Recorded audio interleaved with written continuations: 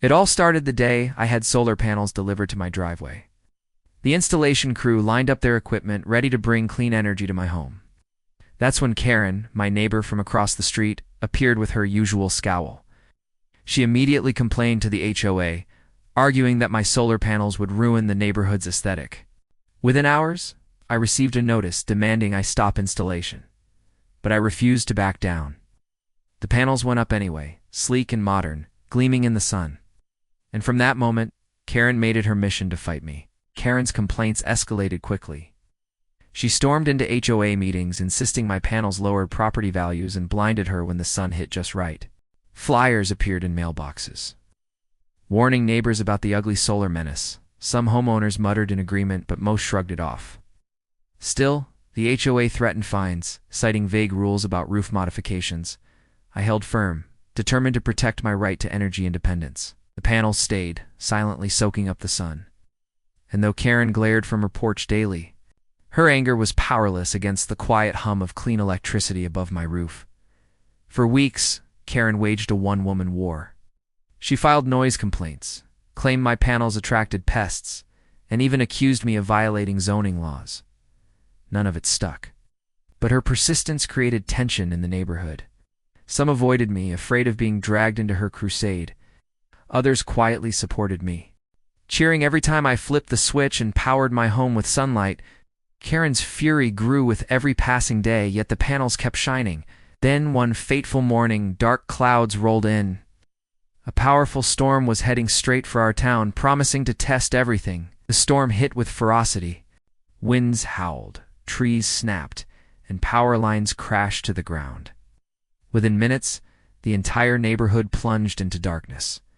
Houses sat in eerie silence, lit only by flashes of lightning, except mine. Thanks to the solar panels and backup battery, my home glowed like a beacon. The fridge hummed, the heater worked, and every light stayed on. Neighbors peeked out of their darkened windows, stunned. Karen, on the other hand, was livid.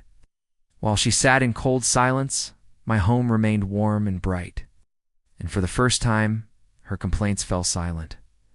Word spread quickly. Families came knocking, asking if they could charge phones or keep medicine cold in my fridge. I welcomed them in, grateful my solar setup could help. My living room filled with neighbors, chatting and laughing despite the storm outside. Karen, however, stayed stubbornly in her dark house, refusing to admit defeat. From her window, she glared at the glow spilling from my curtains. But the longer the outage dragged on, the more isolated she became. My home wasn't just a source of light, it had become the neighborhood's lifeline, and everyone noticed except her. By the third day, the neighborhood transformed. My garage became a charging station, my kitchen a hub for meals, and my outlets a lifeline for kids' tablets. Even people who once doubted me now praised the panels, marveling at how they kept everything running. The HOA's threats seemed laughable now, exposed for what they were: empty attempts to control. Meanwhile, Karen's stubborn pride began to crack. Neighbors whispered about her bitterness, mocking how the loudest opponent of solar was now the one suffering most. Her house sat dark and cold, while mine buzzed with life and laughter. Finally, Karen cracked. The fourth night, she shuffled over, flashlight in hand, looking defeated.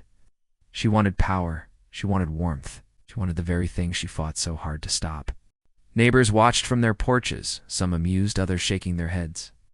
The woman who once claimed solar panels ruined everything now stood in their shadow, desperate for help. Though I didn't rub it in, the irony was clear to everyone. The storm had exposed the truth. Her fight wasn't about aesthetics. It was about control. And now she had lost all of it. When the power grid finally came back, the neighborhood's perspective had shifted forever. No one feared the HOA's threats anymore. Many began making plans to install solar panels of their own. Karen's credibility crumbled, her complaints reduced to a running joke. My home, once targeted as an eyesore, was now celebrated as a model of independence and resilience. The panels stood proudly on my roof, symbols of both victory and survival.